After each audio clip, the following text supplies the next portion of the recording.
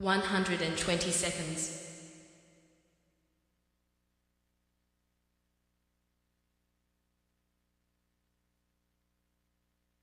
110 seconds.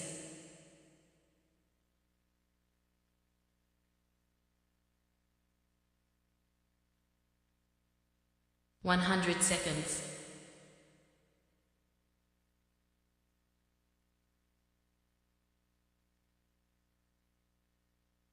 90 seconds.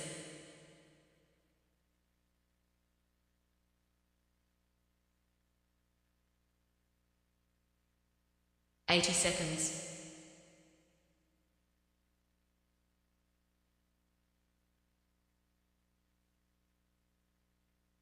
70 seconds.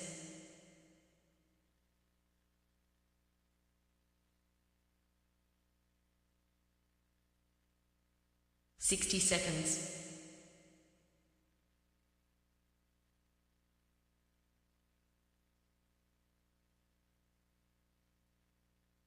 50 seconds.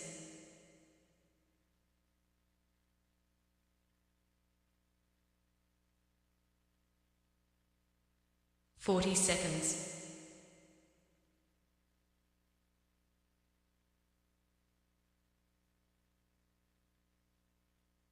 30 seconds.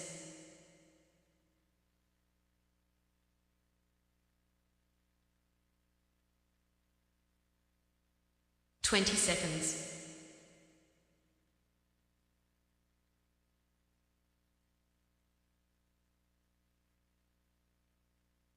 10 seconds.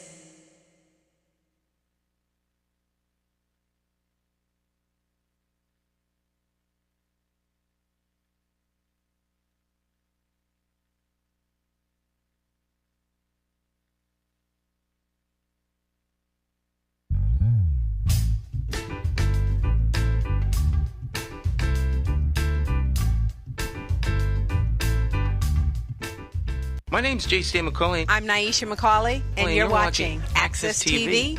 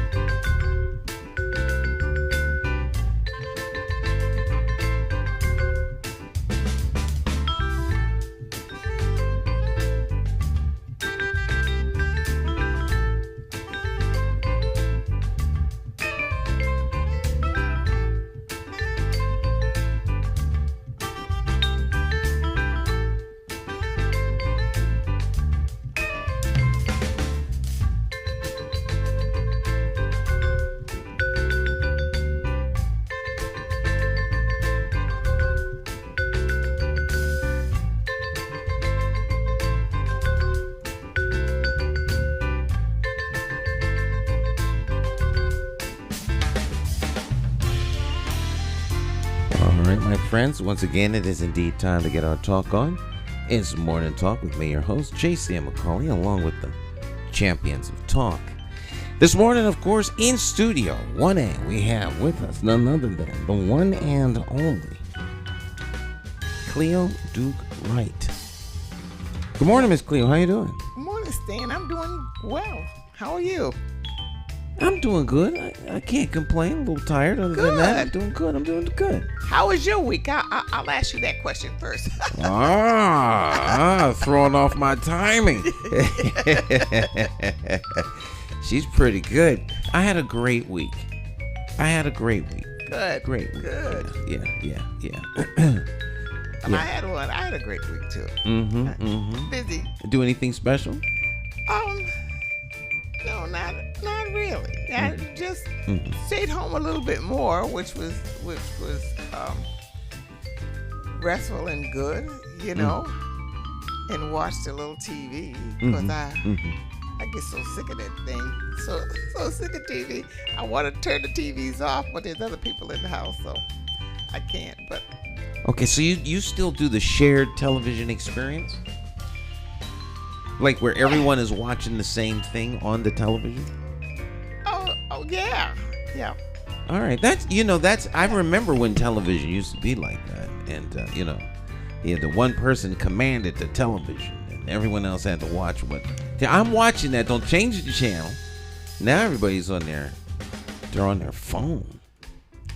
Oh well, on the phone and watching the TV. Mm-hmm. Like you're watching something on the TV, and then my son may be on his phone and say, "Did you know what happened? Somebody just got this just happened. Someone just died, and blah blah blah. This just came up." So yes, he's always on his phone, and he would be on the tablet, but we can't charge it right now. So Wow, he's on his phone. That's really a bummer, but it's a little quieter in the house, and I haven't had time to take the tablet out and figure out why this thing is not charging. So your tablet is still not working. Yes, still not working on it. Did you take it to the Apple clinic? No, I have not. I've been thinking my friends have tablets for years, longer than they still have their tablets working. I said something must have happened in the mechanism that it won't charge. Well, you have to take it to the Apple rehab. Apple PCs, they go to the shop. Yes. But the Apples, they got Apple clinics. And I hope they don't say, "Hey, why don't you just trade this one in and get the upgrade?" When someone stole my phone, that's what. Hey, get the 14. No, I don't want the 14. Just give back the 11 that I had. No, we don't have those anymore. How about this one? How about that one? So, wow, as soon as you buy it, it's obsolete, and then yeah. As soon as the sale goes through, I think there's like a little algorithm that's sent to your phone to start to deteriorate, so shut down for the resale. Yeah, I was thinking not to get an Apple next time, just to get because you got to pay for everything that goes on Apple. Oh my goodness! So it's so much. I'm thinking, well, maybe it's worse than going to the hospital. Yeah. You go to the hospital and you get all the phantom bills come in. Well, you had 2 aspirin. That'll be $75 a piece. Absolutely. Isn't that something? I was talking about that with someone who is a PA. And we were talking about the differences in the hospitals today and how they, all the machines in the hallways. And it really doesn't look like the hospital that we grew up in. We do. Nurses don't look like they used to. Beds aren't tight. If the bed wasn't tight, I remember first working in a hospital, and you had to check on that bed. Those sheets had to be tight. That drawer sheet had to be just so. And that nurse came in, and if she had to remake that bed, it was trouble for you. I was in aid. So you had to make sure that patient was turned, and you also had to conversate with the patients during the day. You had so many rooms, and so you would check on those patients, your whole shift. So you'd have conversations with the patients, and so you knew by the time they left, you knew them. But it's nothing. Now you have to ring the bell. And now you had to ring the bell then, but it takes a long time for a nurse to come because they're always working on their computers. Wow. So the big difference in human care. Human care. I like that. Human care. Human care. Old school nursing provided human care. That is practically what I'm seeing, and when I'm, visiting doctors, that's almost non-existent. There is no more.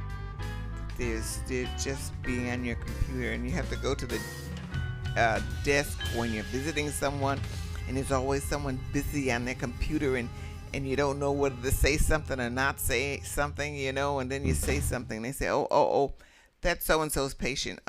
She'll be right back in 5 minutes. she'll show. Jeez. I'll let her know, and all of that. That's kind of stuff. Then they take the thing that you pick up when you go to Walmart and put it on your wrist every time they give you some medication. Oh, yeah, with that little scanner. Yes. Beep. All right. Yeah. I'll see you in an hour. You didn't have. Well, they still charged you before, but it was just so much more. Well, it was a personal touch. It was like they actually want you to get well instead of you being just a revenue stream. You know.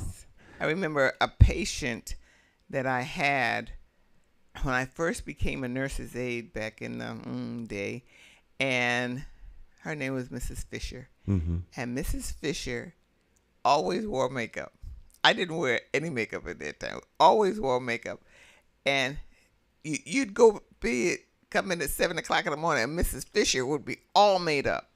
And one day I said, Mrs. Fisher, do you always make up every day? Early, you always have on makeup? She says, I go down to breakfast, I have on my makeup. I do everything I do. I don't show myself before I have on my makeup. I said, really? She said, yes. She said, one day I didn't put on my makeup, and I went down to breakfast. My husband said, oh, please put on it. Oh, please put on your makeup. Don't ever come down to breakfast ever like that again. And I laughed, and she says, and I never, ever did it again. And she had surgery, and her makeup was on. I just, when I go in and get ready for something, I may put on that little makeup, her face just always pops into my head. That's too funny. Wow. Well, fortunately, I was going to say something, but I'll refrain from saying. No, well, I'll say it. I was going to say, fortunately, men don't have to put on makeup, but things have changed. So you have to. Yes. So we'll leave that whole subject alone. Definitely. A man taught me how to put on makeup. Mm-hmm. He taught me how to make my face look nice, and what he did every morning. Mm-hmm. And that was years ago. That was more than 20 years ago. He made sure his face was all right when he walked out that door. All right. Well, this morning, of course, is Friday. And every once in a while on Fridays, we have special guests join us. Of course, every Monday we have a guest from somewhere around the country. But today we have a special guest joining us right here from home, right here in Hartford, Connecticut. And she's a friend of the program. She's been here before. But I've known this young lady for many, many, many, many years. And she's joining us today. She's an author. She's a writer. She does books and Christmas cards and all kinds of cards and ministry cards. And she's a minister here in Hartford, and she does wonderful deeds and runs a kids camp. Her and her husband are well known as philanthropic individuals who do the one thing many people wouldn't think of doing, and that's opening their home. So it is a great honor to have with us none other than the one and only Clara Ruffin. Good morning, Sister Ruffin. How are you? I am doing well, thank you. Thank you for extending a welcome to me to come to your program today. And of course, we have history together, you and I, and Cleo too, and her children. So I do feel at home coming to you this morning.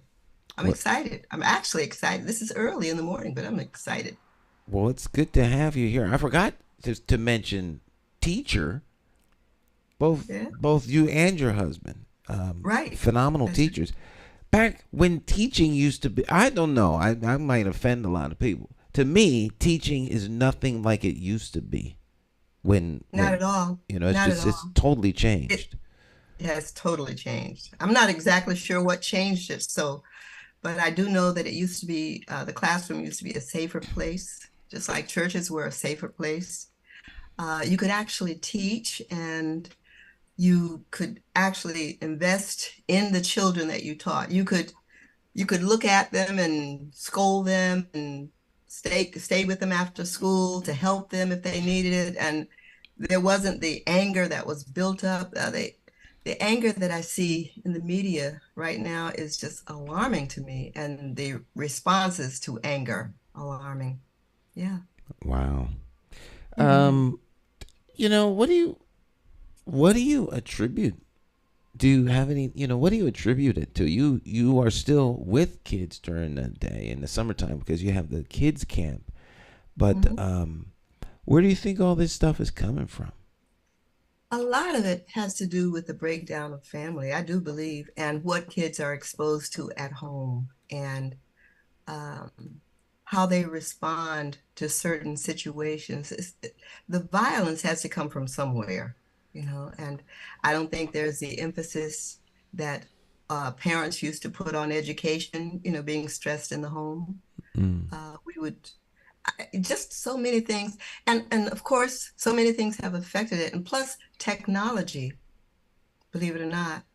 Kids would much rather be on their tablets or being on TikTok. And I mean, and there's some funny stuff that you see, YouTube, but the time that has been set aside, that used to be set aside for family, is just not there. It doesn't seem to be there.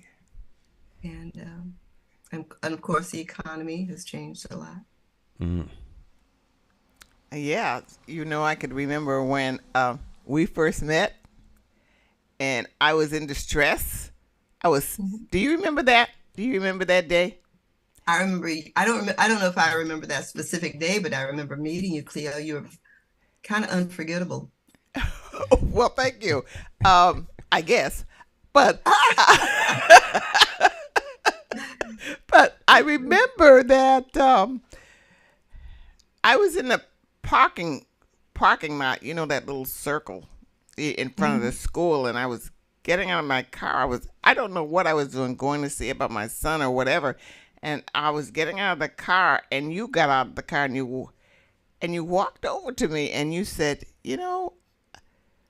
I just see. I didn't even know you. You said, I just see um, something special in you. Just I don't know.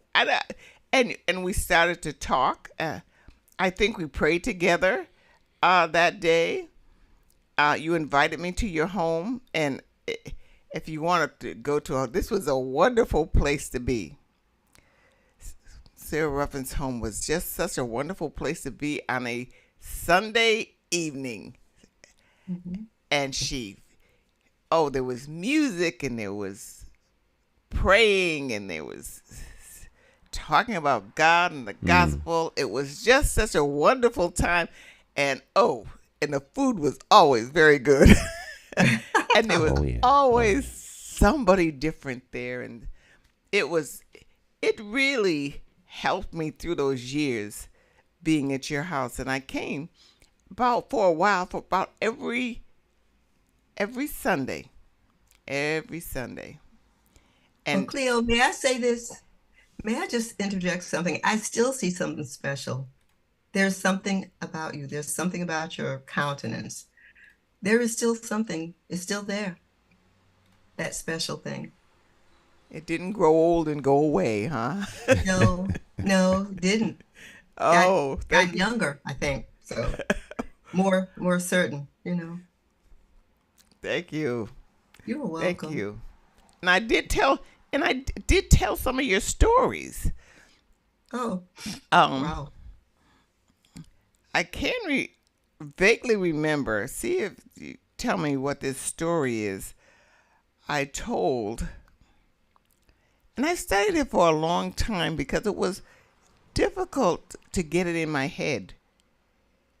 Oh, wow. And it was about a detective. It was a detective story, but it was about Satan and fighting against Satan. And do you remember this story?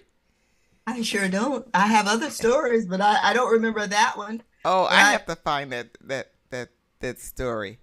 It was it because something I wrote? yes, you wrote it. You wrote Okay. it, and I told it. oh gosh, so many years ago. I can't even remember characters. I just remember that it was a detective kind of story and a person just searching for truth and finding it. So you gotta look through those stories years ago. You'll find that story. That sounds. I'll yeah. And I went to your class and told stories. Yes. Did we make ice cream in your class? I think we did. I think we did. I And brought think my there ice was a cream picture. maker.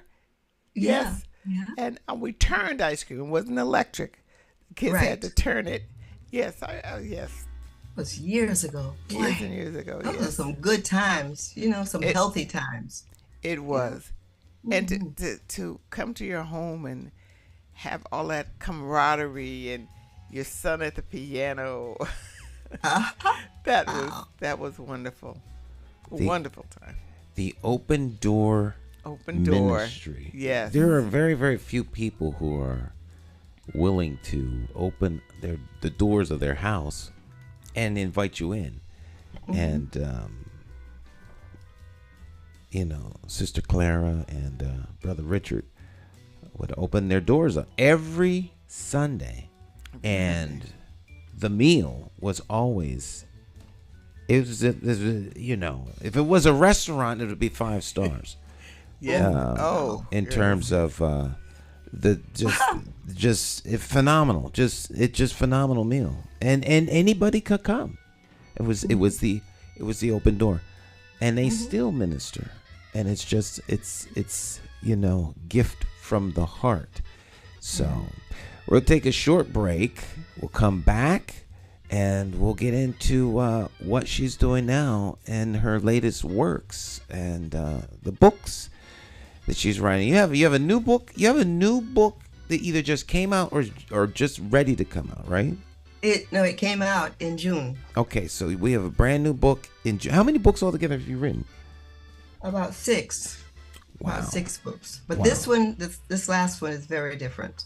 Okay, well, we'll talk about that when we come back. It's Morning Talk. I'm your host, J.C. McCauley, along with Cleo Duke-Wright. Don't go anywhere. It's Morning Talk.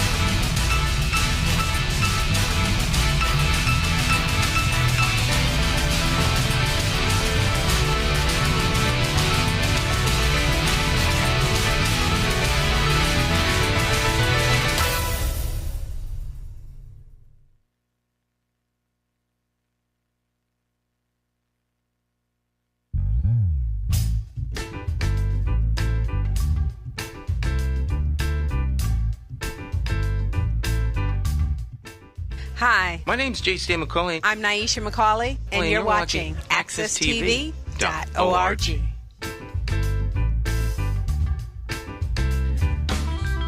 All right, welcome back. It's Morning Talk. I'm your host, J.C. McCauley, along with the champions of talk. In the background, none other than the extraordinary, the one and only, Jay Hogarth. You know, you can get his music at jhogarth.com.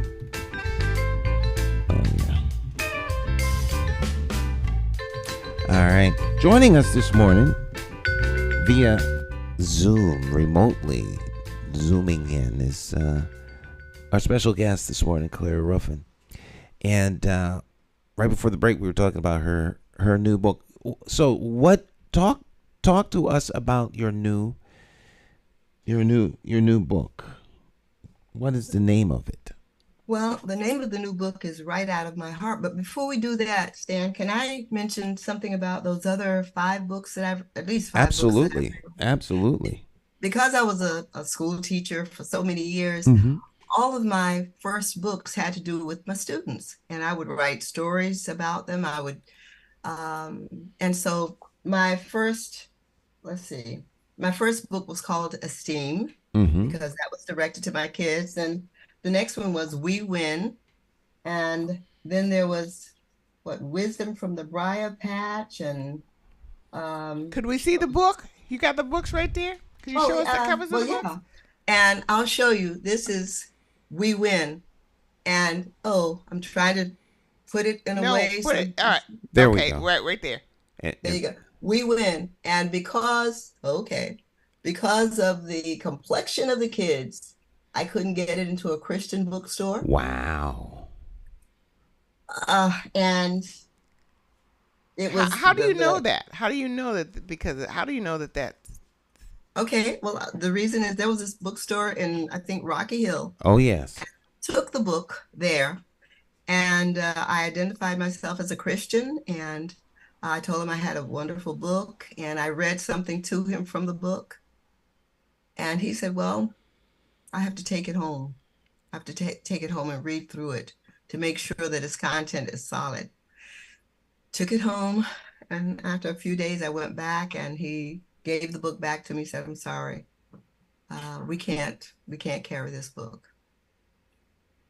And there was a white couple in the shop at the time. And someone had student profiles. The thing, it really was the complexion of the book that bothered him. Yeah. And so that was, may I just read something from it? Absolutely. Okay, let's see.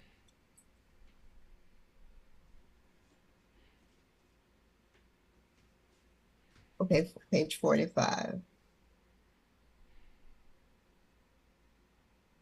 It's bad when you can't read your own writing. So, okay. This one is entitled No One Knew, and this is directed to Christian teachers.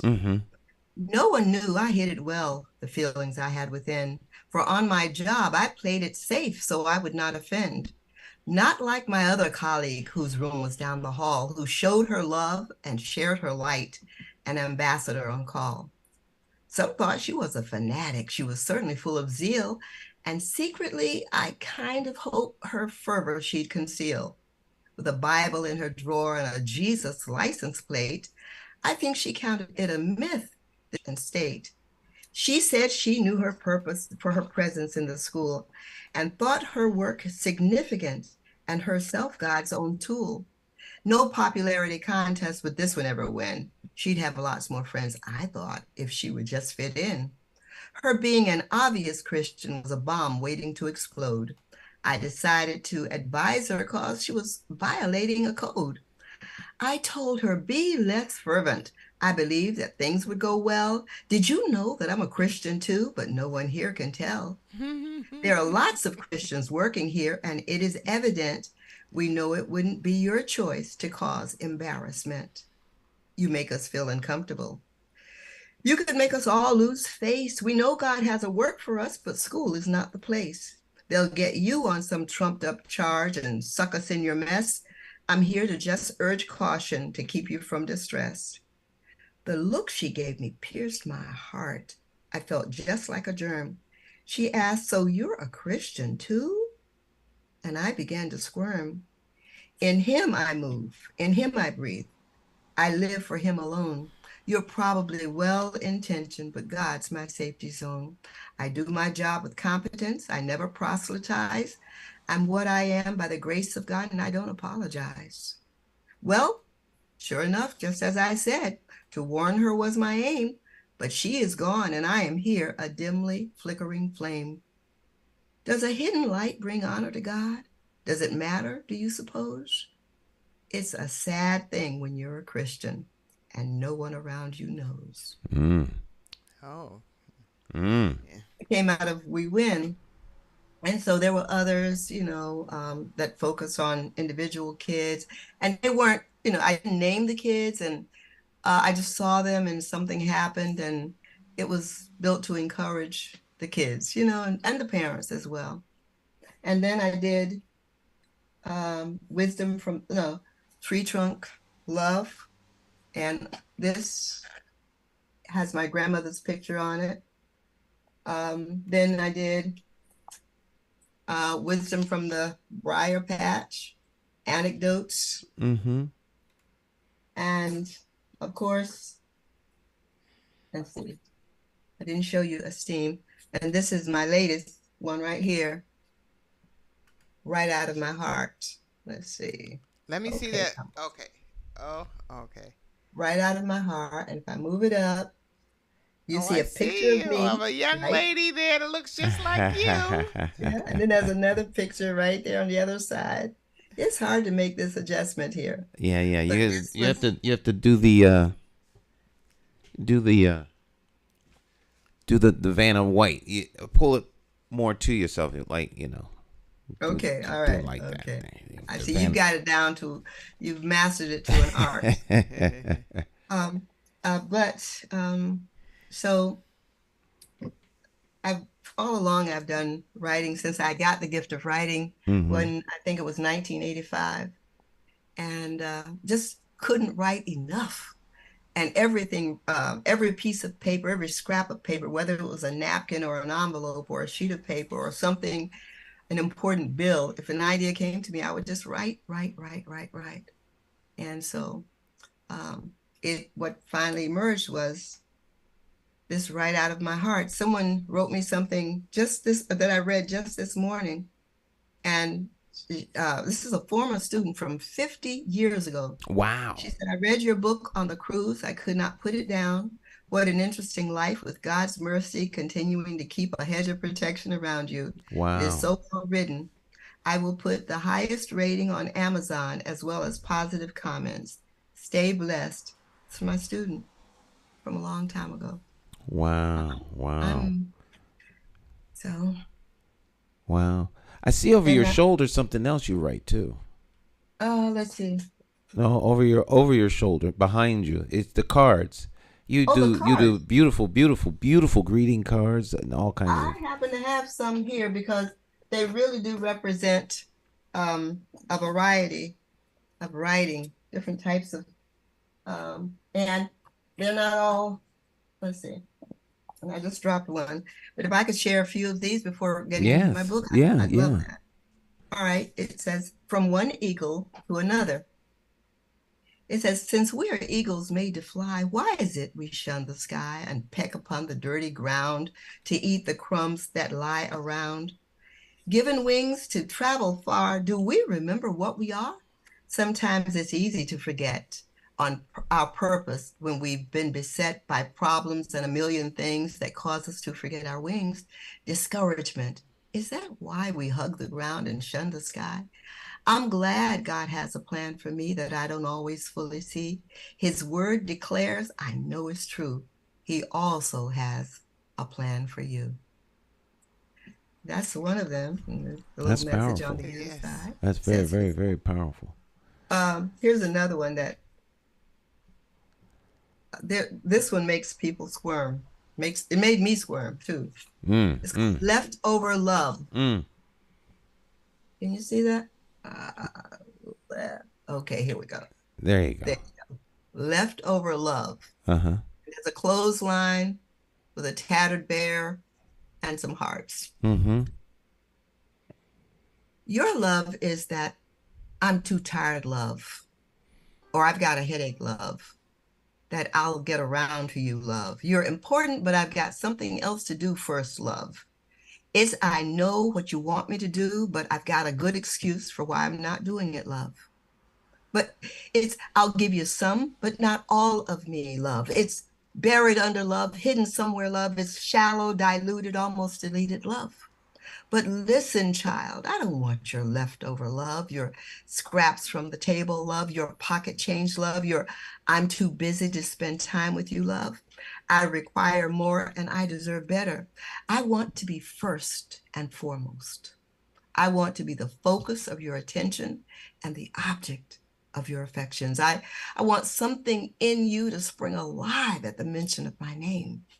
I want you to run on eager feet to spend quality, unrushed, undistracted time with me. You're borderline in your affections and don't realize it. Wooed by other things, you step further from me with each passing day. Return, my beloved, return. I missed my time with you, God. Wow. I think you're talking to many many people recognize themselves in that.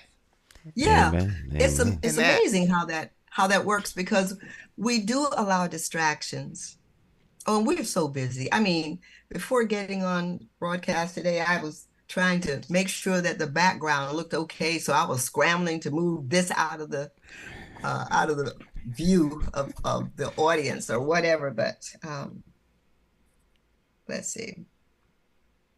So, but anyway, it's just that way. It's so easy to become distracted. I have Father's Day cards. I have Christ in you. And if you don't mind, I'd like to read just maybe a couple more in addition to Absolutely. Our God. Absolutely.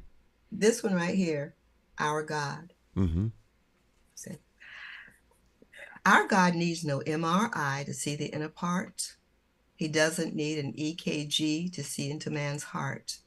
He doesn't need to cut and probe to see what's in our brains. He doesn't need to draw our blood to see what it contains. No specimen of urine that we pee in a cup is undetected by him, for nothing trips him up. No cutting-edge technology can see more than his eyes.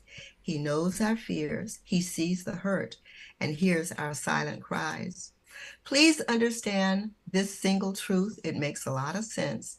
The doctors and professionals are still his instruments. God's love for you is lavish. Don't worry and don't fret. If our God were a teacher, you would be the teacher's pet. Let's see. Very, very, very nice. Christ in you, and I think that'll be, I could go on forever though, but Christ in you. May I tell my story? I'll try to make it quick. One day I went from healthy to being really sick. As I was prepped for surgery, in truth, I must confide, I prayed that those who worked on me knew Jesus was inside. I put my faith in God, you see. He's loving, faithful, wise. He'd place angels on the scene to assist and supervise. They might have looked like nurses or those with a specialty who knew that they must do their best because of Christ in me. I hope this card I'm sending is a blessing through and through to serve as a reminder that Christ is seen in you. Amen. Some of them are short and some of them are, I won't read this one, but I'll just show it if I can. I scored big time. Hold it closer to you. Yeah, thanks. There you go. Swoosh. Nailed it. Yeah. Okay. And it says, the day you became my friend. But I won't lie, it takes an investment of energy, effort, respect, communication, time, and care to maintain a quality relationship. I know sometimes I drop the ball. I never mean to. Please forgive me. And here's the inside of it. Oh, that's nice. That's nice. So where do you sell the cards, and where can people get them? Well, they have to come to my home to get them. I don't put them on what do you call Amazon? Internet, because I did, while I bought the images, I didn't buy the right kind of image, I guess, or I didn't get the right no, I didn't pay enough for the image to have it seen on the internet. Okay. And when I was looking for the cover of my last book, I called the people that I go to, and I said, "Oh, I've been a customer of yours for a long time, and I bought hundreds of images." And the lady said, "Well, okay." She said, "You can use the image free." She said, "But for those others," she said, "you really do have to have a special type of license to use it." And she said, and I said, "Well, how much would that license cost?" She said, "Well, about 2,000, a little bit more than $2,000." At $2,000, I was swallowed, you know. And she said, "A month." Oh. Oh, wow. A month. I was swallowing hard because it said just for one time. And here, what? I don't sell cards like that. People come to my house because they've heard about me. I've done it for churches. I've done it for individuals.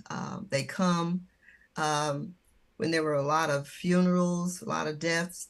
I mean, people would still come with their mask on, and I've received a lot of support. Really, I have, but it hasn't come like bringing an abundance of money. I could just as easily give my cards or give one or two cards as to sell, you know, some. So that's just the way it is. Of course, I'm going to show you this, not read it. That's my son, Vernon, Dr. Vernon. And he's hugging his son. And on the inside is his beautiful wife. I don't know if you see her. Yes. Celebrating her birthday Sunday. I have a card entitled, "I Miss You." And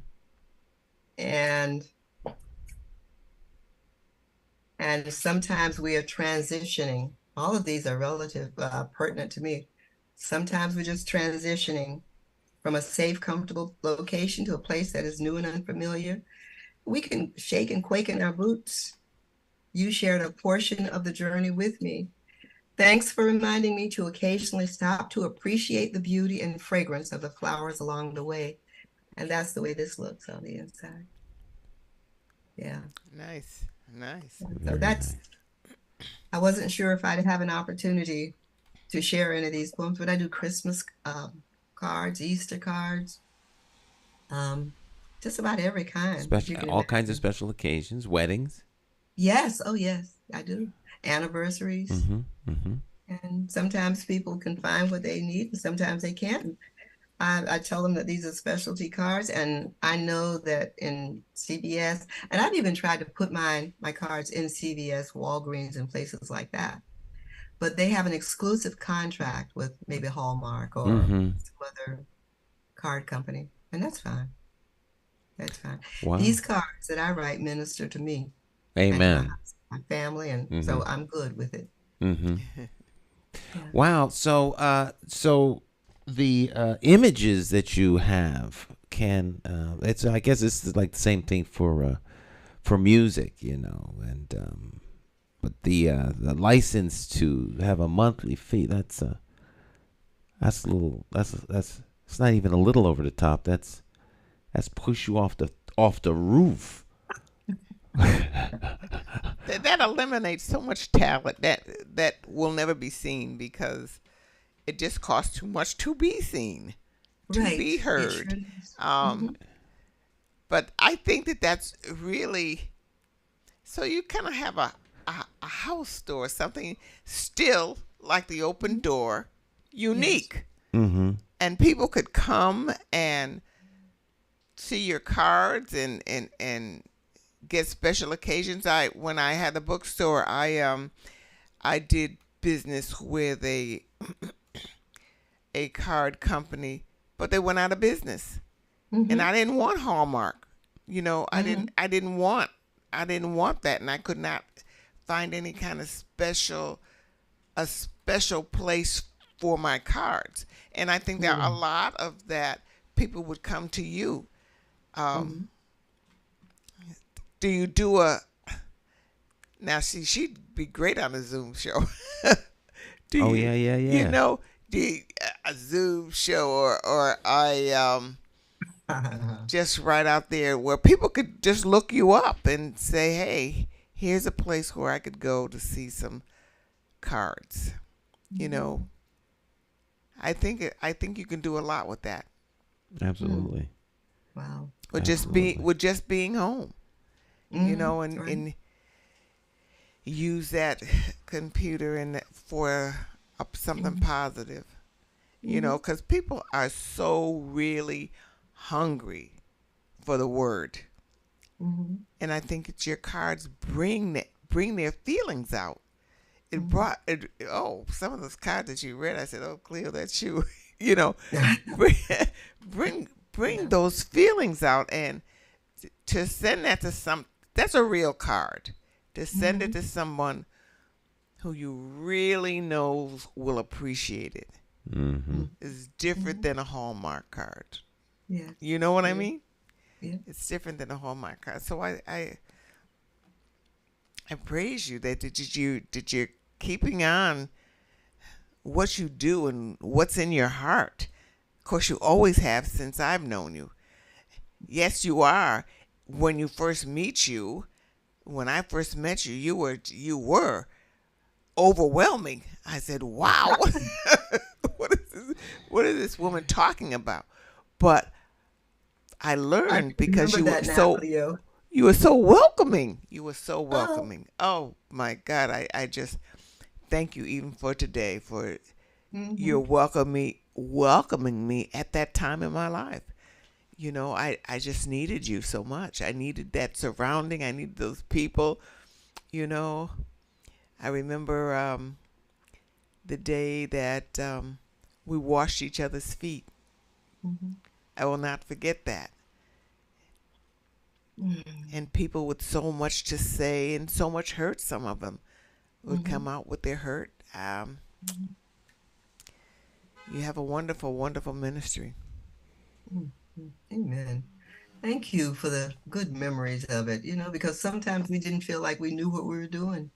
And that's the truth. But God knew what he was doing. Amen. Amen. Amen. Sure. And he knew who to use, you know. Yes, we're just so hungry for him, my husband and I. Yeah. So I sure do thank you for that, because you have a way of building up. So maybe what I would call you, Cleo, is an architect. An architect. Because I've been built up. Thank you. Oh, Amen. You're so very welcome. Thank you. Yeah. So your latest project is right out of my heart. Is right out of my heart. Now, what makes that book different than the other one? You mentioned how the other ones were. The other ones students. Were poetic, and some of them, not just in Wisdom from the Briar Patch. I stopped doing the poetry. Did a little bit of poetry, but I did, you know, anecdotes and stuff. And with this one, I just wrote. I mean, it took me about 20 years to write this book. And I will read, they're short chapters. I'll read a couple of short chapters to you. And it's just enough to, I hope it's enough to intrigue you, you know, because this is not the teacher image that people might have is maybe a good image, but in Right Out of My Heart, it goes to the underside of some things that happened in my life. Okay. Before I read it, I want to read this from one of my students. It says, I knew when I met you years ago at Carmen Array School, you were different. I gave you a hard time, but you never gave up on me.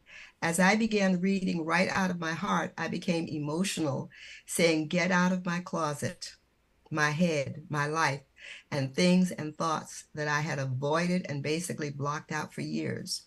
There were a lot of similarities I could identify with. Mrs. Ruffin, AKA my angel, I love you. And I didn't sign her name. It was very personal. Here's another. I read this from cover to cover in less than a day. I cried, I laughed, I blushed, I took it all in. You're one amazing woman. Then this one, that was from somebody else I knew. Clara's words vividly manifest powerful imagery and riveting storytelling. This movie making worthy book is raw and real, You will be inspired to walk out your own God-given purpose and to seek the one who made you. And then this last one is from my sister Claretta. I love you so much, and I also love the book, although it's making me cry. I'm actually boo-hooing. I should have listened to you and made better choices. So I can start reading this, okay? If you'd like. Absolutely.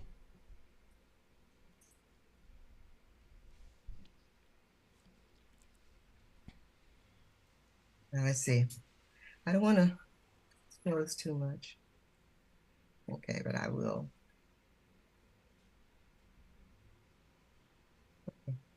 I'll read just 2 chapters. Okay. Okay, Dust on the Shelf. The year was 1998. I had recently flown to Chicago from Hartford to hear Marva Collins speak.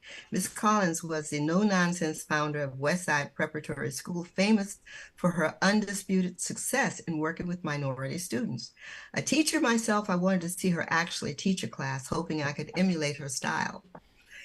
Since I had a couple of hours to kill before the seminar, I passed the time window shopping in downtown Chicago when I saw a couple of young men frantically motioning for passersby to come into the Coliseum to hear a dynamic preacher from the Bahamas. I entered the large room. I had never heard of Pastor Miles Monroe before. I remember hearing him ask the question, "What is the richest place in the world?" Anticipating our responses, he said, "No, it's not the gold mines found in Africa, nor is it the vaults of the world's largest banks." He named a few other places where one might imagine a stockpile of wealth being located. "No, it's not in any of those places." And then pausing to let the words sink in, he said emphatically, "The richest place in the world is a cemetery.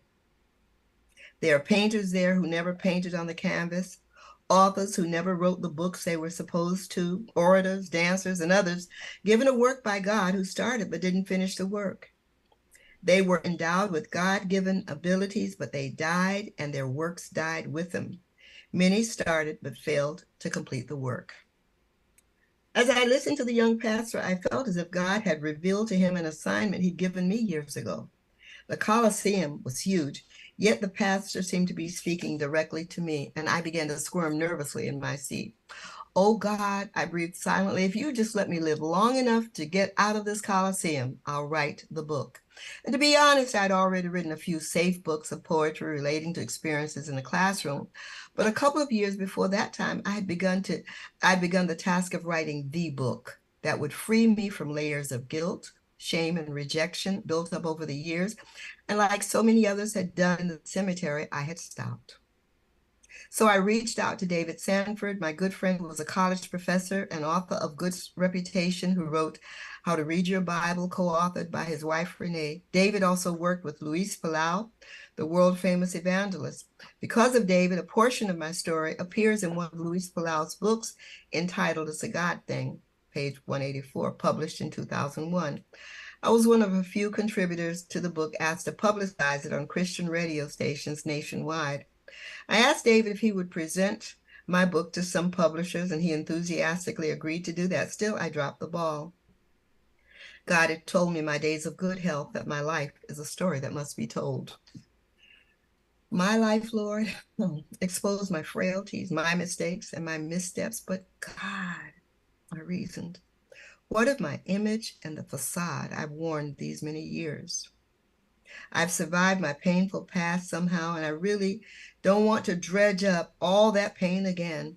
I have secrets, Lord, that are best buried.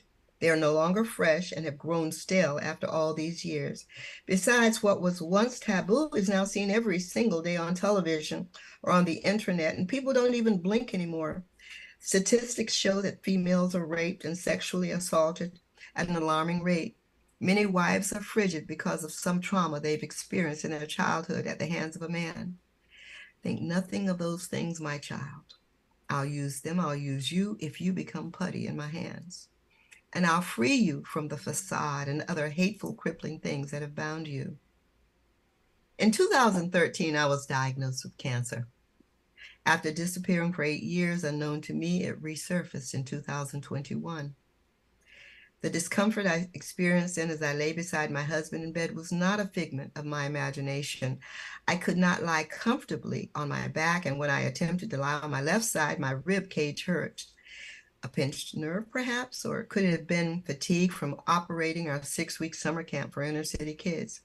I finally went to my doctor and had him order an x-ray that evening. When he called to report the results, I recall asking him, "Well, Doc, what's the good news?" "I'm afraid I don't have much good news to share," he said with regret in his voice. "The cancer has returned," he said, "only this time it has attacked your skeletal system." With compassion, he told me that the x-ray had revealed that my bones were very fragile and porous, that if possible, it might seem that they could disintegrate and collapse onto the other bones in my body. What came to my mind immediately was an image found in Ezekiel 37 of dry bones lying on the ground, and the question, can these bones live? I dimly remembered the passage from the Bible, and I knew I must read it before my vivid imagination took flight. He said many other things as gently as he could, and I felt like a detached bystander. After listening to him talk about what the x-ray could mean, I told him I had 2 questions for him. "What can we do going forward?" I asked calmly. He explained my options, which included being seen by other professionals and getting treatment. He ended by saying, "And of course, we can all pray." He was the ultimate professional. I seriously doubted if he would pray for me. And that's the second question I want to ask you, doctor. Will you pray for me right now? My question did not resemble in the slightest any questions he thought I might have. He nervously cleared his throat before saying, "But I don't pray the way you pray." "Then let me begin by praying for you," I said. "Heavenly Father," I began, "I pray that you would bless this, your instrument. I thank you for all the training and skill he possesses. I thank you that he is diligent, thorough, and knowledgeable. Be with him, I pray, in Jesus' name." And then this precious professional became more than a doctor. He became my friend as he prayed for me. "Perfect," I said softly after he finished.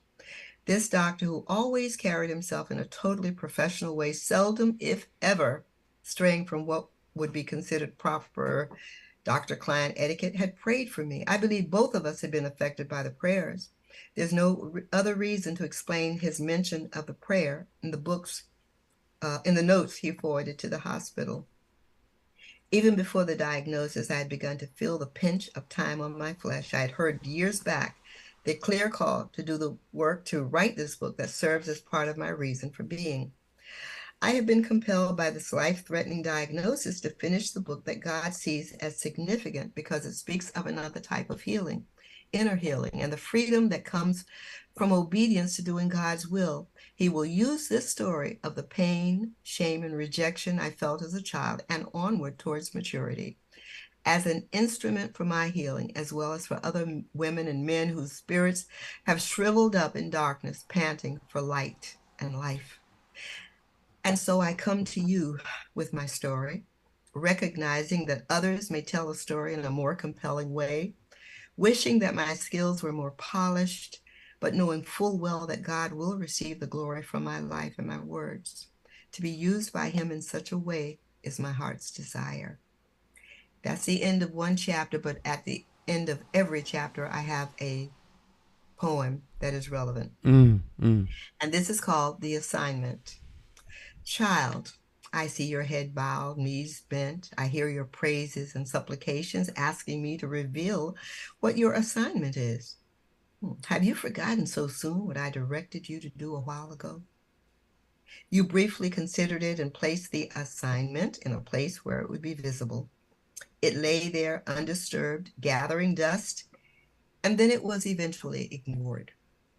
Do you not realize that lives lie in the balance and to some extent depend on your obedience to my will?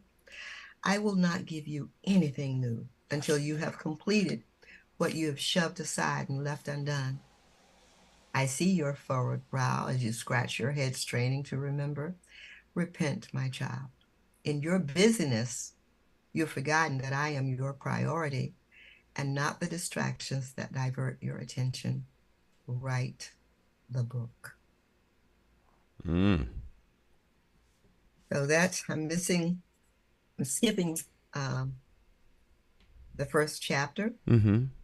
and this is called A Shot in the Dark. Mm. And in short, it is, I'm sorry, A Shot in the Night. Mm-hmm. Mm-hmm. And I will end with this one. When the telephone rang that October 12th, it was one of several sounds in an active home on a Sunday evening at 10:30. We school-age kids were lounging around dreading Monday. All of us were home except Ma, who had given birth to Jimmy 4 weeks earlier. Ma had gone to visit Mary, a friend who lived in Wilson, North Carolina, who had supported her during her pregnancy. One of the reasons we were still up was to see Ma before we went to bed.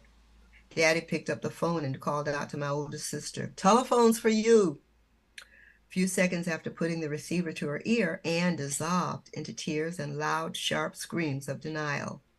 Everyone rushed into the room scared. Before we even knew the cause, we too were crying. As our strong older sister limply handed the phone to Daddy, she choked out barely audibly, "It's Ma. Someone just called to say she got shot, that she's dead." Oh no. We all wailed loudly. Could the caller be mistaken? Perhaps it was somebody else. Daddy was having a hard time hearing the person on the other end of the line. Tears were in his throat, which made speech difficult. We were all stunned. After the brief conversation, he shaded his eyes with his hand and loudly sobbed. There were more telephone calls to make that night, calls which would confirm or refute what we'd heard on the phone and provide us with details. Daddy and Ann went to Fremont to identify the body. We slept and cried fitfully all through the night. Eventually, we learned from the witnesses who were present that Ma had stopped in Fremont, a few miles shy from her destination, to go to a club to see some friends. Someone called Peter Green, her old boyfriend, to let him know she was in town. We were told he rushed on screeching tires to confront her. Her relationship with Peter had begun during one of those times when Daddy had gone to Washington, D.C. to work. Times had been hard and jobs were scarce in Goldsboro. He did what so many other men had done. He moved to Washington so that he could support his family back home. It wasn't long before he too became involved with a woman whose apartment he shared. After working for several months in D.C., Daddy returned to Goldsboro. Ma, to his surprise, was 8 months pregnant. How would he react since he was not innocent? Acknowledging his share of the blame and admitting his infidelity, he decided with Ma to work to preserve their marriage. Only, Daddy had said, "You must promise you won't see this man or any other man again." She agreed to his terms for reconciliation. When she told Peter that she'd no longer be able to see him, that their relationship was over, he exploded into a fiery, jealous rage of, "I can't have you." He threatened, "Nobody can." To her, they were empty words of a rejected boyfriend. Knowing that the end of one thing would precede the beginning of another, Ma was willing to break all ties with Peter to preserve the family. Peter must have nursed his hurt and the rejection he felt. He must have nurtured the rage, because on that night when he saw Ma again, he called out to her, "Trumilla, now, Peter, I told you I can't see you again." He swore as his face twisted in anger. "I told you, if I can't have you, nobody can." With that, he pulled out the gun. On television screens and in movies, it looks dramatic and heroic, but in real life, it looks pathetic. The arrow that is shot forth from the bow has a time-release poison that spills over onto others in a subtle, soul-searing way. The single bullet penetrated her heart and came out near the spinal cord. Death was instantaneous. As she sank to the ground, the enormity of his deed hit him. It was rumored there was a violent streak in him. He had hit other women before, but to actually shoot someone. He jumped into his car, loudly gunning the motor, and sped off. He was apprehended 2 years later, brought to trial, and sentenced to a mere 3 years for killing the young mother of 7 children. It was a black-on-black crime, you see, committed in the South. Ma had been very much alive one moment, and then the next gone. Her death was too much to take in. I was 11, just 2 months from being 12. Second oldest in our family, I felt such a devastation that I could barely stand to think how my younger siblings must be handling their grief. Somehow we lost ourselves in the hustle and bustle of preparing for the funeral. There's a numbness that coats the pain that keeps it contained. Part of me refused to accept her death. Long after her body had been lowered into the grave, I'd see some woman from a distance and wonder if it'd be Ma with the lively, laughing eyes and the huge smile. Ma who sang solos at weddings and funerals. And this poem says, "Restore me." And I will share that. Okay. And this is a poem from Ma's perspective, perhaps. If I'm lost, return me to my owner. If it seems that I'm lying around, cast away, or accidentally dropped, restore me. If it seems that I slipped off someone's keychain or off someone's finger, restore me. If it seems that I slipped away from someone's protective eyes or fell from between the pages of a much-loved book, if I seem disoriented and out of place, restore me. For I'm precious to my owner who misses me and weeps for me. His heart is torn because he loves me greatly. He longs for me and laments my absence. How I became separated from him is a thing you're not required to know. So save your judgment and quell your questions. Suffice it to say, the grass somewhere else seemed greener, and deception, subtle and secret, blinded me.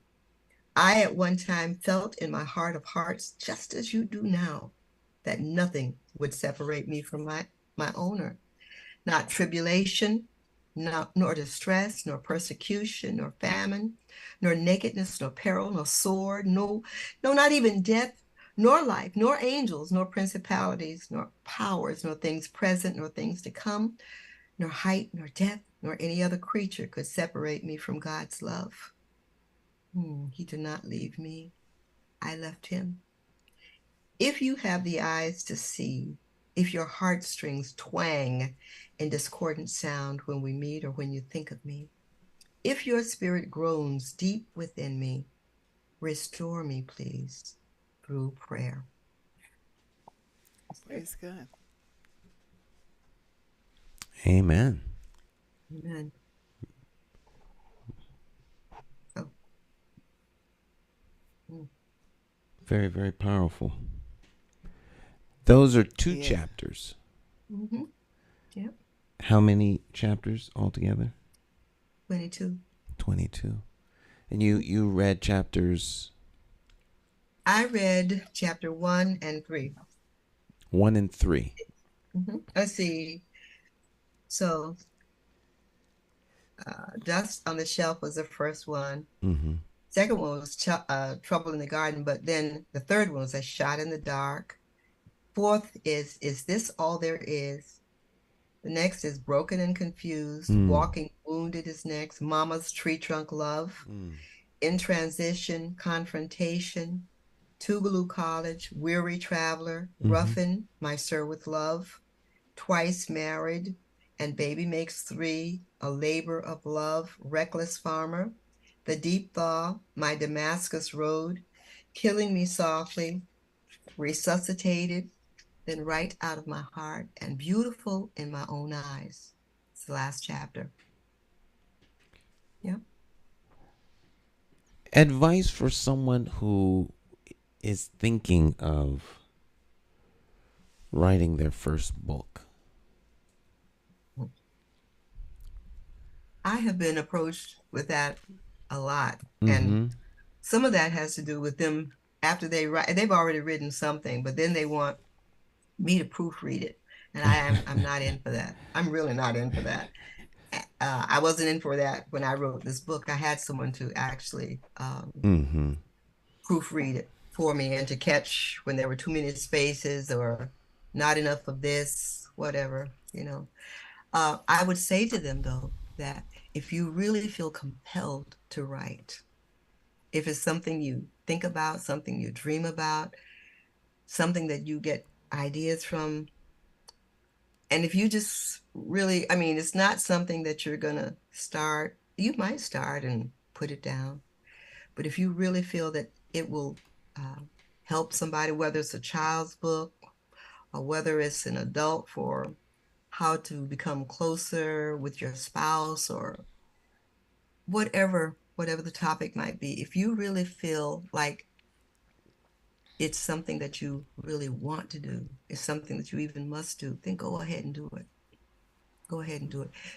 Write the manuscript.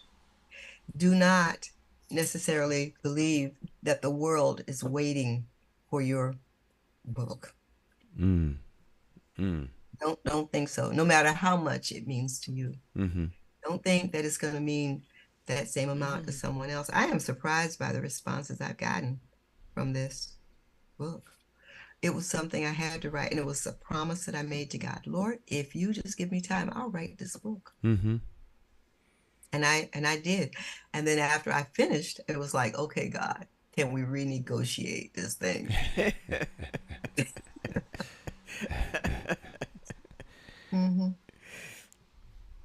I wasn't sure what was going to happen after I finished, but all I know is that he is glorified in the book. And I think the most startling chapter might be that chapter that talks about a shot. You just don't expect it. You don't expect someone to leave home and not to return, like, you know. The difference between writing a book that is anything uplifting, encouraging, whatever the case is, whatever that book is, or whatever that story is, the difference between writing something like that and then writing something that is extremely revealing, where you're laying out your heart and soul. How difficult is that? And is it more difficult when it's finished because now people are going to read it, or is it more difficult when you're writing it? More difficult. It was more difficult for me when I was writing it. I was relieved when I finished and felt good about it. I felt really good about it. And I'm going to show you the title again. Okay, here we go. Right out of my heart. I'm here. Ooh, here. And I'm also, the next picture over. But the man up here, and it says came right out of my heart. That man is was my MIA. He was my missing in action. Never called him daddy. Because he never served in that capacity. He was very proud of me. He was very proud of the fact that I was smart and that I looked like his mother. And my grandmother was a school teacher. He came from a really good family. But he, you know, he was enticed. I think there was just a streak, something in him. He was a good-looking man. And there were many people who told him so, many women who told him so. And so he was not a good father, but he was a good farmer. Now, what do I mean by that? Right there. He planted a lot of seeds. Okay. Yeah. So that's it. And so as a result of some of the stuff that happened in my life, I walked through life feeling ugly, rejected. I remember once when I was in maybe 6th grade, a boy named Thomas, I think he's dead now, but he said, "You look like a dog." And words are powerful. I didn't look like a dog, but when I looked in the mirror, I looked like a dog. That was not really, but that's what he thought about me. I looked at my nose, I looked at my lips thick, I looked at my eyes big, looked at my hair short and stubby, and I didn't see anything pleasing. My complexion was different from my siblings. They were much darker than me. And here I was. We had names for each other. I won't tell you the names they had for me.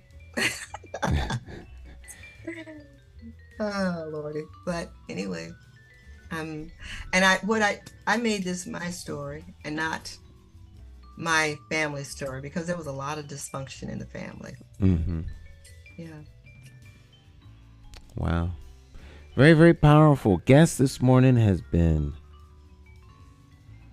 Clara Ruffin, and she is Pastor Clara Ruffin, and her and her husband have the Open Door Ministry. They have a kids camp that they do every year, and they bear most of the cost, and usually runs for about 6 weeks every summer. And they have the Open Door Ministry for many, many, many, many, many, many, many years. Hundreds and hundreds of people have been through their doors to have a hot meal on Sundays. And I have to stop you, Stan. We don't have the Open Door anymore. well, We had the last time we had it, I think we discontinued it just before COVID hit. mm-hmm, And so we have an arm, but we're seeking God in terms of what he wants mm-hmm, for that. But I can tell you that many people who came to the Open Door, they weren't looking all that beautiful at first, but what God has propelled them into a much wider forum or platform. They are bishops now. I remember Cecilia Williams Young. She has been elevated to a very, very, very high position in Nigeria. And McCauley Young, who also attended the Open Door, he is a bishop now. mm-hmm.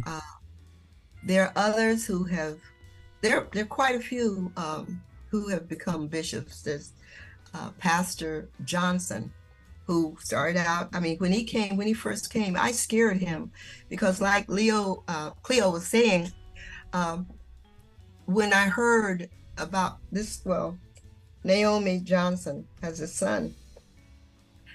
When she came to visit me and she just said a few words and I said, oh, I've got to meet him. And so she brought him to the house several weeks later because he was from out of state, I guess. And so when he came, the fireplace was all lit with flames and stuff. And his mother was standing in the doorway next to my husband. And I was sitting on the chair and I said, come and sit down, just sit down. And he was looking at me and he thought I was the strangest thing in the world. And he looked over to make sure his mother was there. This is a grown man, but this grown man had been high on drugs. And I don't think at that time that he could imagine that God would use him to become the bishop of about 7 or 8 different churches eventually. And he pours into this ministry, he pours into the camp. And he is phenomenal. He is a great preacher. I mean, I could sit there and just listen all day long to him as he preaches. Great people have come through this, to come to this house and blessed us in the process. Mm-hmm. But there have been some users as well, people who have come and said, one lady even was at a restaurant and said, why are we going to spend our money here? Why don't we go over to Ruffin's? And that's what they did. So, but it's been a mixed bag, but we don't regret a bit of it. Amen. Amen. Well, when you give the way you guys give, God always makes sure that you'll have what you need. Amen. With the wheat comes the weeds. Yes. With the wheat comes the weeds. Yes.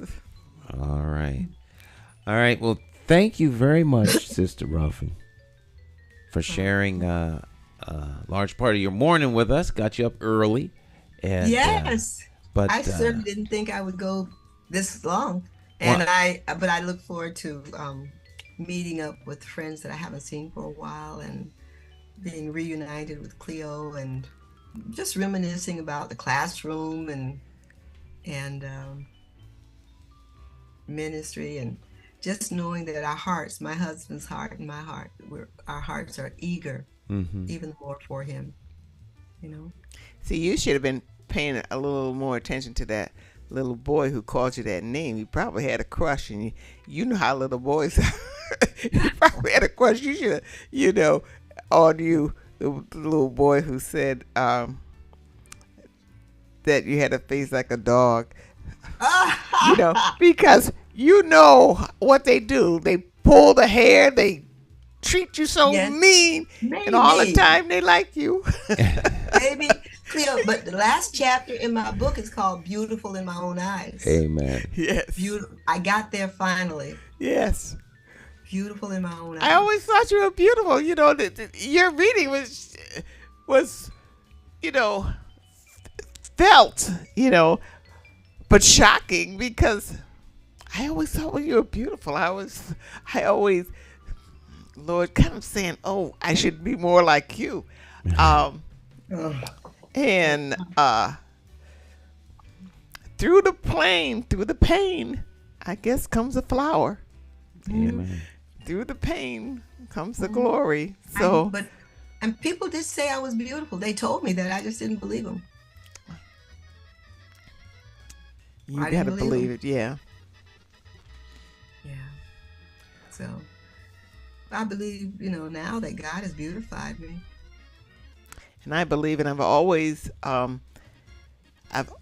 wanted a relationship like you and your husband. It's so beautiful. I love looking at people who have wonderful relationships, and you guys have like the most wonderful relationship that I have ever encountered. So I am blessed by both of you.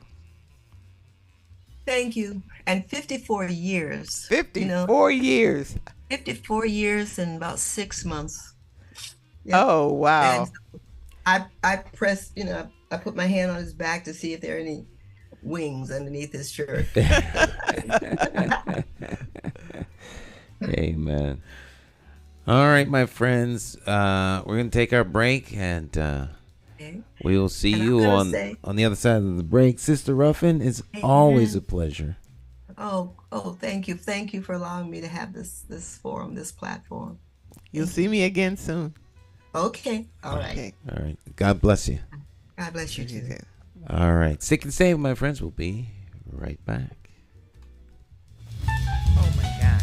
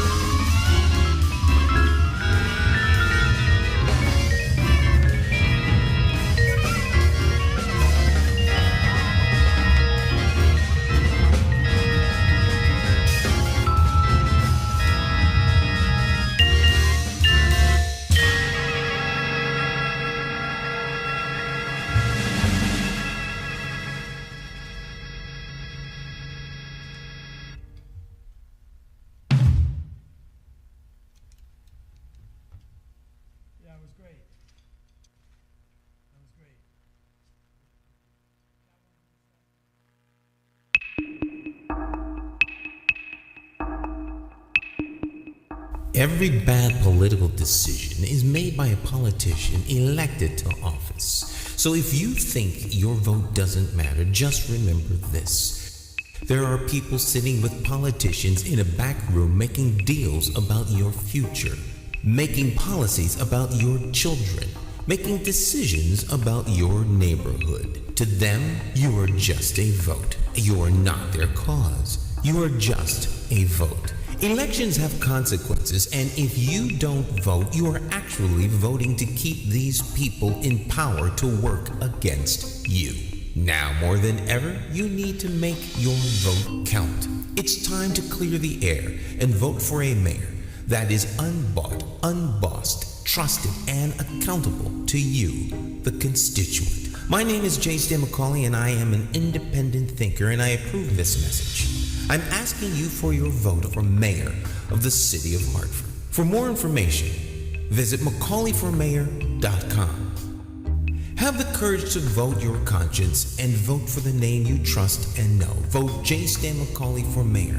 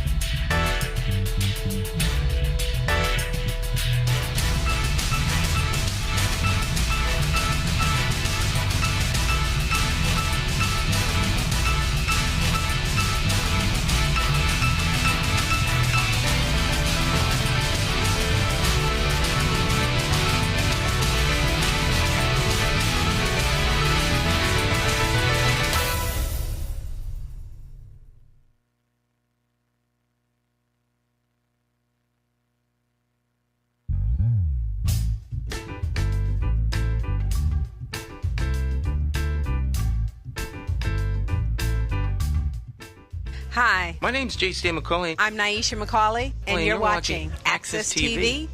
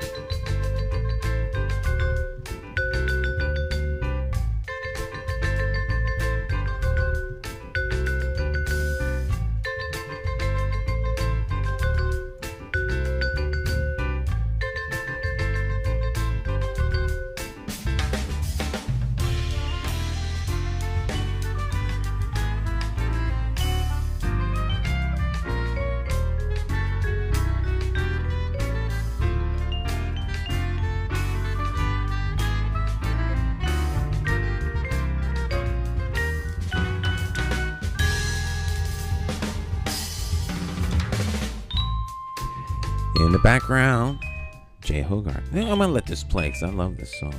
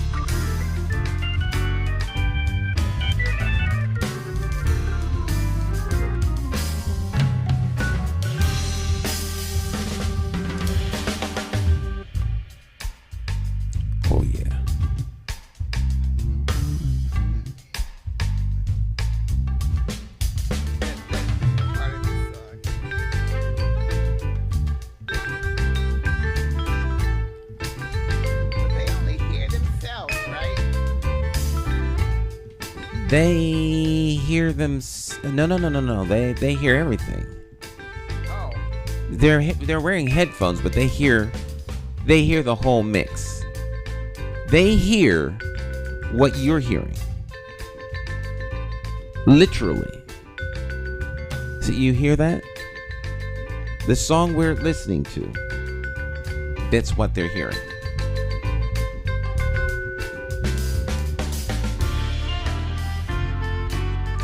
So, as you can see, everyone is wearing, there's studio headphones. And you see the little white box there? He can control his volume. But what everyone is listening to is this mix. And because my audio is what they're listening to. My audio, what we're hearing is not a mix down. It's not a, if you listen to the album is not the same as this. The album is mastered. Many hours into the mix and the art of, Putting it all together. the post-production, putting it all together. That's live. That's a live mix. Because see, the album was done a year before this, but it was done during COVID. And so I was invited to come and record the album when they cut the album. But the studio was during COVID, and you had to be vaccinated. If you weren't vaccinated, they wouldn't let you in the studio. You had to show. How'd you get in? I didn't go. Oh, you did. So they pull your mic up.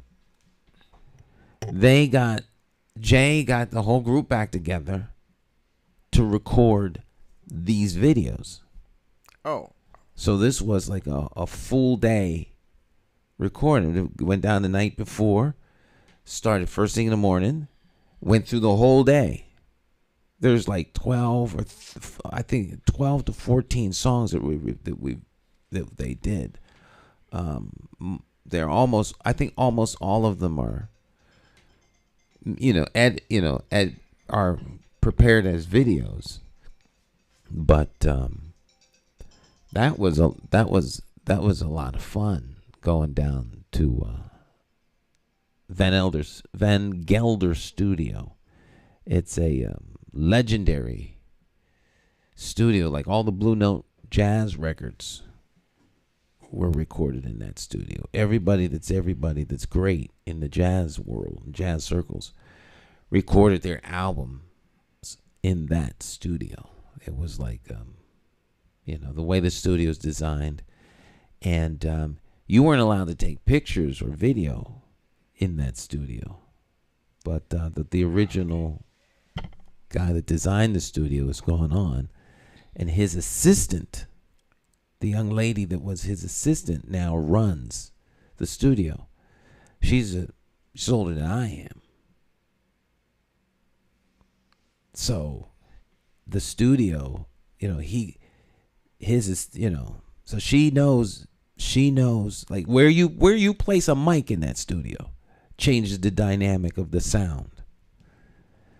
So everything is very carefully Everything placed. is carefully. Everything in there is careful. So if you put a rug down and put the drum on the rug rather than the floor, it changes the whole dynamic and the relationship of one mic to the other and phase, and all that. This is an engineering marvel, that studio.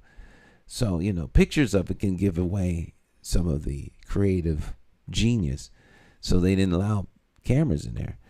So it was like an honor to be able to go in there and record. So it's like, and then of course to record somebody like Jay, and the ensemble is just amazing, because I call my seat the best seat in the house because I'm behind the camera.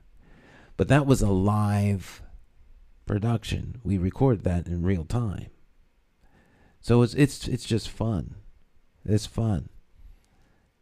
I'd go anywhere to do this. I mean, I'd go to California. It wouldn't matter. Hey, all I know is it was cold. It was like 4 degrees outside. It was freezing. It was you can't even imagine how cold it was. Getting equipment from the car inside was freezing. It was cold, but it was fun. It was a lot of fun and worth it. Absolutely worth it. Absolutely worth it. And then yeah. There's more songs than the ones we play. We just don't have time to play them all. But one day I'm going to do just the songs. In fact, Jay came here. I was going to play all the songs while he was here, but he turned it into a political into Stan's the greatest man on earth for mayor. Yes, he did. Which I really, really appreciate. And of course, he said, I didn't do it so you could appreciate it. I did because that's what I believe. So, I have to play his interview again. Yes. Yeah, I'll play it after the primary. I don't want people getting confused going out looking for me to be on the primary. That was really a nice visit. Yeah, and he's just a musical genius. He's the big music guy down at Wesleyan. Yeah. Yeah. So yeah, he's head of the music department down at Wesleyan. Professor. I told you I sang there one time. At Wesleyan. Yes, totally screwed up. Screwed the biggest at a wedding. Totally screwed up, but I was so because I was in this big place, and I was so nervous, and I knew I was too nervous. It was like the time that I was supposed to do that poem. That time you were there, and I kept saying, "Why are you so nervous about saying a poem?" I could not understand. Sometimes you don't understand why you might have done something 1,000 times, and I was just so nervous. I couldn't get it in my head, although I knew that sometimes you're just nervous about whatever, and you're not understanding why you're nervous. Well, was I nervous then I can remember 2 times, and that was that poem at Wesleyan when I was to sing at this girl's wedding. Oh my gosh. They were patient, but boy, I didn't think. Did you start the song over, or you just plowed your way through? Oh my. It was like when I was taking music lessons. I'm still like that today. And I was supposed to sing I Believe. I love that song, I Believe. And I started over and over, and finally I just got through it as best I can. And my girlfriend that I used to babysit for got up and sang that same song and won. It was a concert and won. I said, oh my, But yes, I have this nervousness. And like Claire was saying, if someone says something to you, words are so powerful. So that sticks and stones and break my bones is not true. Mm-hmm. Because someone said to me, you sing, but it's all in the back of your throat. So after that point, and and this. So I tried to make my voice come forward, and I still do that even today. I could sing beautifully at home in the shower or just running around the house, but get in front of people, no, I can't. And someone said, I'll teach you how to do it, because this is, you're just forgetting. I'll teach you. But sometimes people say things to you, and it lasts a lifetime. Words are powerful. Words are powerful, yes. Yeah, words are powerful. In fact, it's interesting because when you said lasts a lifetime, Cacique, who does Wednesdays, co-host, he always uses the phrase that words are spells. And when people use words, they're casting a spell. And so, when it comes to destructive words, and the effect they have on you, that's like a spell. You can derail a person. Yes. By saying the wrong things. Certainly can. Yeah. Powerful. And no words. matter how much weight I may lose sometime in my lifetime, which I don't think is going to happen too soon, but no matter how much weight I lost, I still was fat. And I couldn't understand how come people are telling me, oh, you lose weight, oh, you look so good. But I don't see anything but a fat person. I can't see it. And I need just as much room to get through a space as I did when I was bigger. So it just doesn't, it's in your head. All your life you've been something, or you thought you were something, but you really weren't. Your mind says, no, you're fat. I don't care. But you're so, I'm fat. and that's, just what she was saying. Words and your mind gets made up to be something, and it's hard to, even when you know it's different, doesn't change your behavior or your, It's interesting, like how, on the campaign trail, there's been a lot of talk about some of the social issues facing the city. Obviously, crime is a big one because of this rash of murders that we've just been experiencing over the last week. And, but, homelessness, poverty, that's been another big one, particularly homelessness and how people interface with them. So my big thing that I've been saying is, like, when you see them, quote unquote homeless or other people, what do you see when you see certain people, if you see them at all? Like, what do you see? Like, for when you see a cow, do you see a living creature? Do you see beef? Like, what do you see when you see a person? Do you see a human being that is a female? Do you see a woman? Do you see a grandmother? Do you see a sex symbol? Do you see an object? Objective. Like, when we see people, what do you see? When you see someone's black, are they someone that can think, or are they just, black folk? They're dangerous. I mean, how do we see other people? And I say all that to say, how do we see ourselves? Because sometimes we allow other people to define who we are, and we begin to see ourselves as they see us, and now you're in some deep trouble once that happens. Well,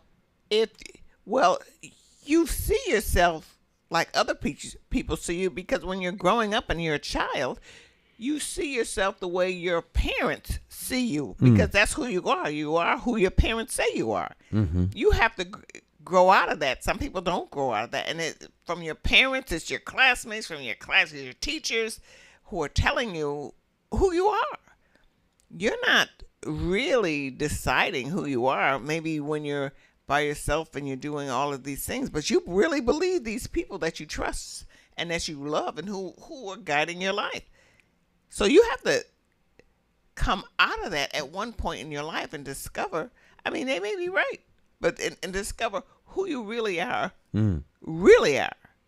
And sometimes that takes a long time. If you've gone through experiences like our guests went through, or other people have gone through, you don't ever know. And I learned this in when I was working with the homeless, and you don't ever know what brought a person to these rooms. You can't say, and when people say things like they're just lazy or they're this or they're that, they have no idea what that person is or who that person is. So when I'm looking at someone, I don't have any idea.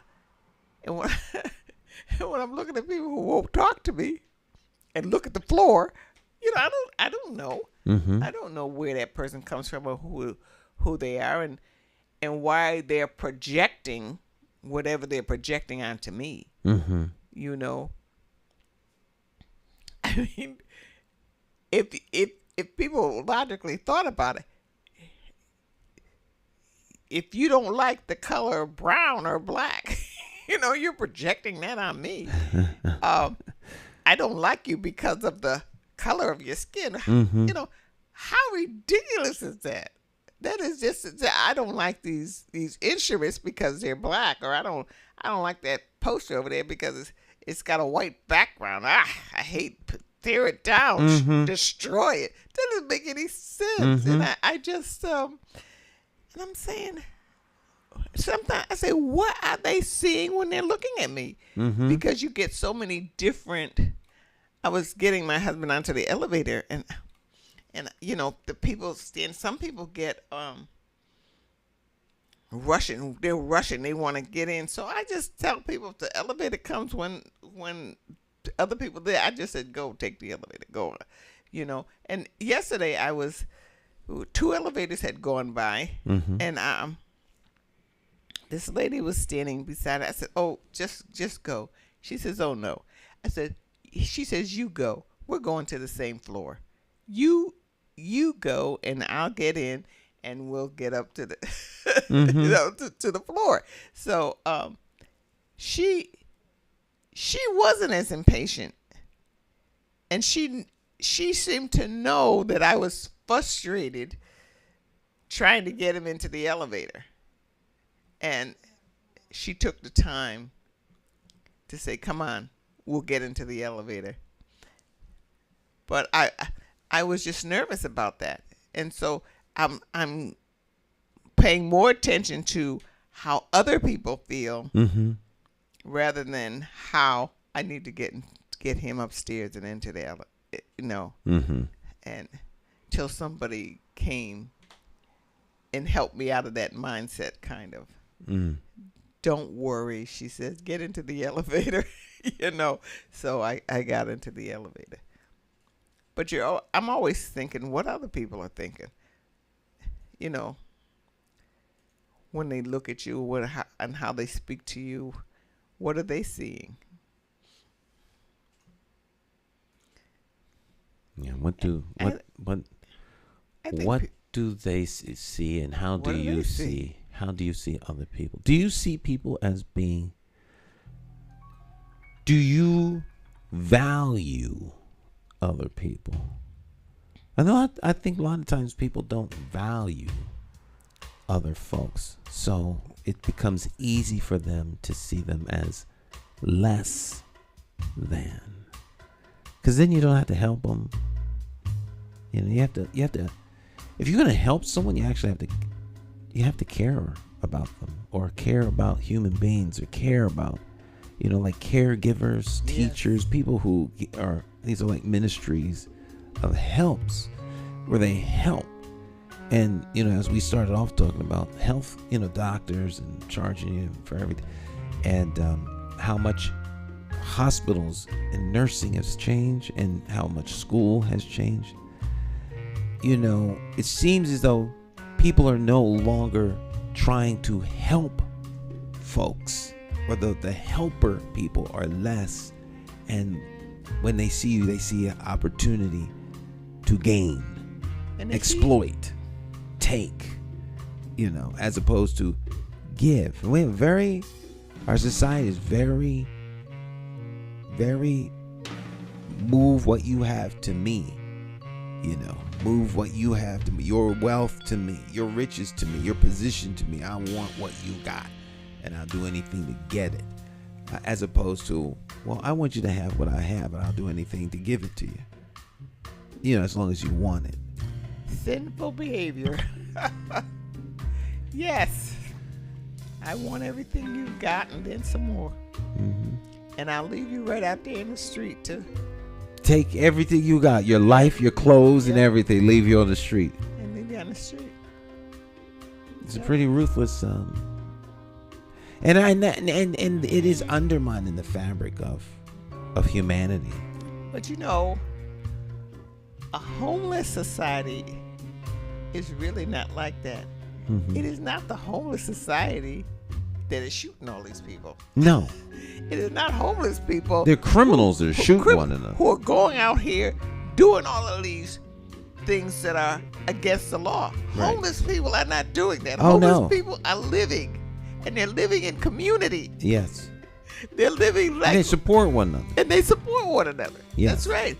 Basically, homeless people support each other. They don't have time for crime. They're surviving. They're in survival mode, and then they do, yeah. Right. absolutely. So now someone could come along and exploit. Well, we exploit the homeless all the time. But their mindset is not on whether you're exploiting them or not. Their mindset is survival well, and being, mm-hmm. and because they're never really by themselves. You don't find most homeless people, or I've never, that just stay by themselves. There's always a group. There's always a group. And if they have a funeral, they're all there. Mm-hmm. They're all there. It's a section or subset of the society that is ever present around us, but most people don't see, don't want to see. They And put they blame blinders them on. for so many things. Yeah. That is not so. They blame them for. Mm-hmm. Homelessness made bad choices, but we all make bad choices. There's plenty of bad choices made by people who are homed, That's right. housed. They just don't. They're just not known by the broader, by people outside their little circle. We had a forum last week. Well, this week on homelessness and housing, and homelessness seemed to be a big part of the subject, not just housing, but homelessness. And I can't help but think from time to time that there is a whole industry that exploits the homeless, and folk are. Of course there are, and we know their names. Come on. Folks are making big money off the homeless. It's Absolutely. like a new breed of cotton. The homeless. We gotta help the homeless.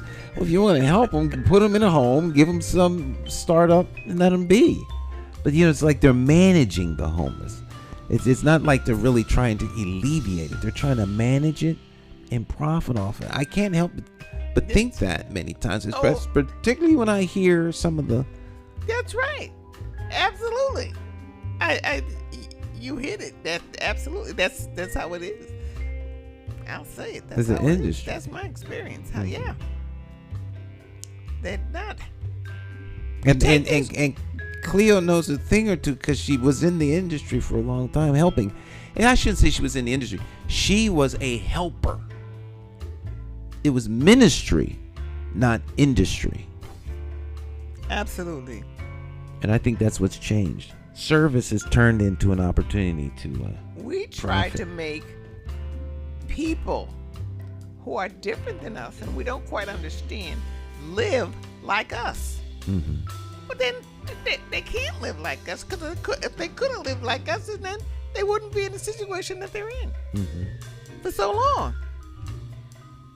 Take people where they are. Yep. Homeless people need, if you're going to house them,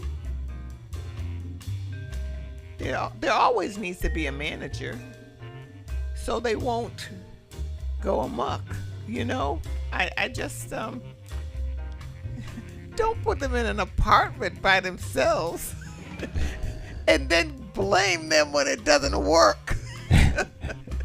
Of course it's not going to work, you know. Those people who have had that before and had that experience before, maybe they would make it, I don't know. But a lot of, I'm going to say most, are not going to make it in that apartment by themselves.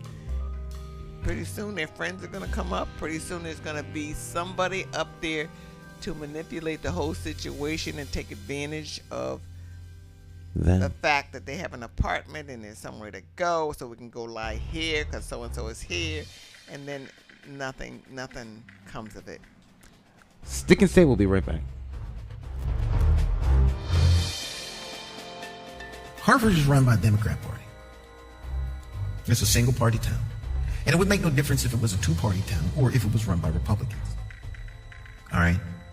Anytime an organization runs a thing, the organization that manages or runs it wants to remain in power. When a political party runs the responsibility of governing your city, they're more concerned about remaining in power than they are concerned about providing needs for you, the constituent.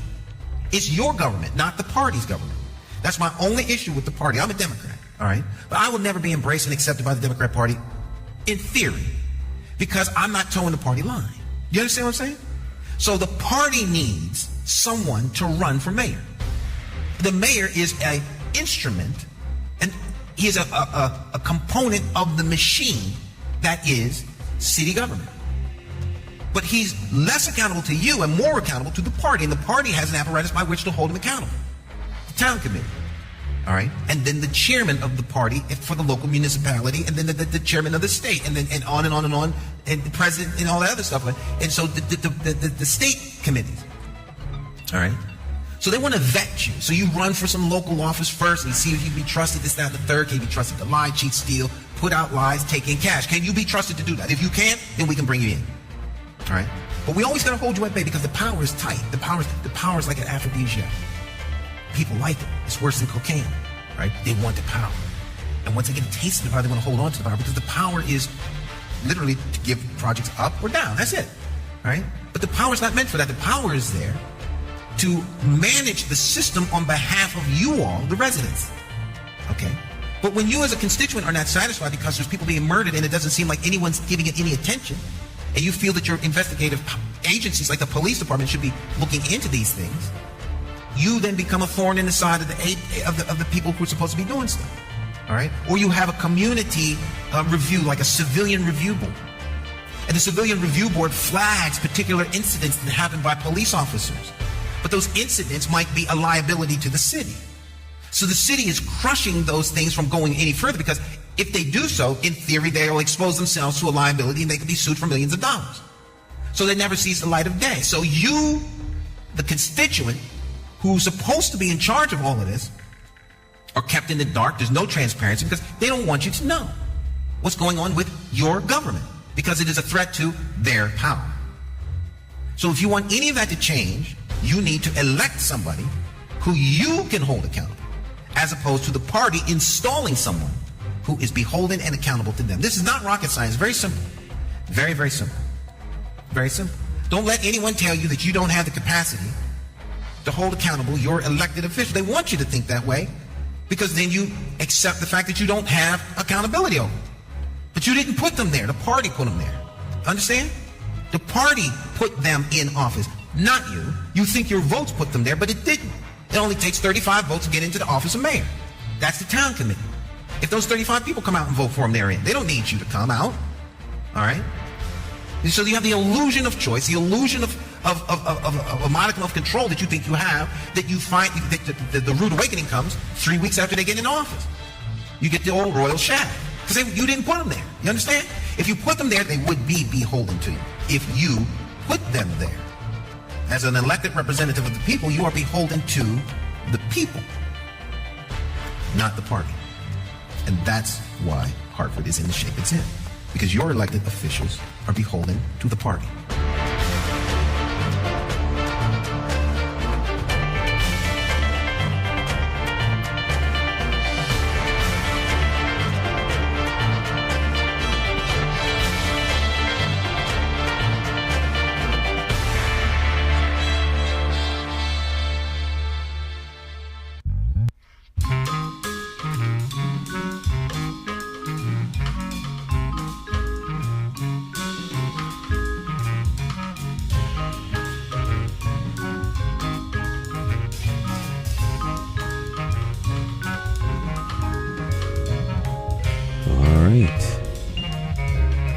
Well, this brings us to the end of our journey.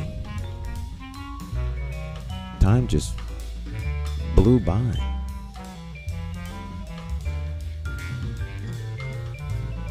Any plans for the weekend? No, relax. No, there's not too much. I'm hoping nothing comes up. Okay. You know. I think the sun's starting to come out a little bit. Clouds So are I have a breaking. little time before I see Doctor. Where You can get Doctor today? Yes. What can I do to shed a few pounds before I see him? Because I couldn't eat that 3 soups a day. Soup for breakfast, soup for lunch, and soup for dinner. No, I went out for dinner. I was invited out for dinner. I tried to cook reasonably, but the soups every day gave me a very bad upset stomach. I had upset stomach. I had to leave work behind that. But those are just excuses. I'm just practicing on you. Oh, okay. So when you get to Doctor, you can say to him, Doctor, my stomach, like the soups weren't working with me. That is no excuse. You're making excuses. There's no excuse. But no, I'm not. I'm gonna go in there like a grown woman because I'm a grown woman. There you go. That's right. You know, and I don't want this intimidation. I'm grown. And I don't want Micromanage this my meal. That's right. I didn't do that because it wasn't for me to do that with. I'm not gonna be intimidated. Well, tonight at Black Eyed Sally's. On what? Tonight Yes. at Black Eyed Sally's, XY Eli is performing. So I'm going to go see XY. My wife and I have reservations to go, and we're going to go out to dinner, and we're going to enjoy XY Eli. So we're going to have a little fun tonight, yeah. Yes. Yeah. Go out and have fun and I want to do that without thinking about anything. Just go out and have a good time and relax. I've been trying to doing the relax thing this week, trying to just relax. Well, you have a good time. Tell me about it next week. All right.